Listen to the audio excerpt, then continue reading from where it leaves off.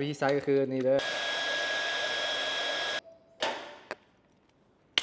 สวัสดีที่นี่ปักเซทุกคนผมบอกที่เห็นรีวิวใน TikTok ในซองดังในอินฟูต่างๆเนาะคือวันนี้หลังจะมาลองกิฟยกคนผมเนาะปกติหลังเป็นคนที่แบบผมที่แบบนอนหรือว่าผมแมบอยู่แล้วเนาะเดี๋ยวเขาจะไปลองกันเลยว่ามันสามารถยกโคนผมให้ผมเขาตั้งได้แค่บอทุกคนอย่าลืมเลยเวลาออกดึงนี่มันดีผม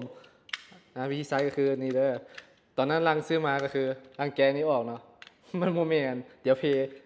ผมลังจะไหลเบื้องนี้เนาะลังจะใส่ตัวใหญ่มันมีอีกอันนึงเนาะคือตัวคลิปน้อยแบ่งเป็น2ฝากได้เลยเฮ้ยยาก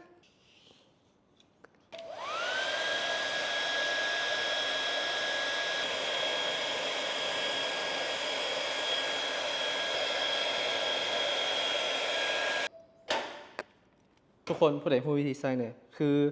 มันเป็นสิก็สิประมาณนี้เนาะ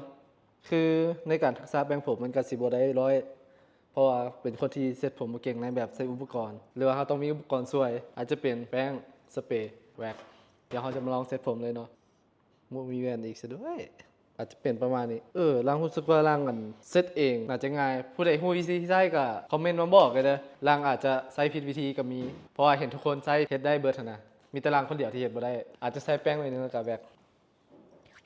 มันก็ได้ทุกคนจะช่วยให้เราแบบเซ็ตผมได้ง่ายเนาะจะมี2อันนี้ตัวที่ว่ามันเป็นใหญ่ๆเนี่ยโคนขึ้นมา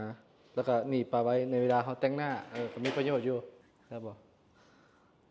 ผู้ใดฮู้วิธีใช้คอมเมนต์มาบอกเลยร่างอาจจะใช้ผิดก็มี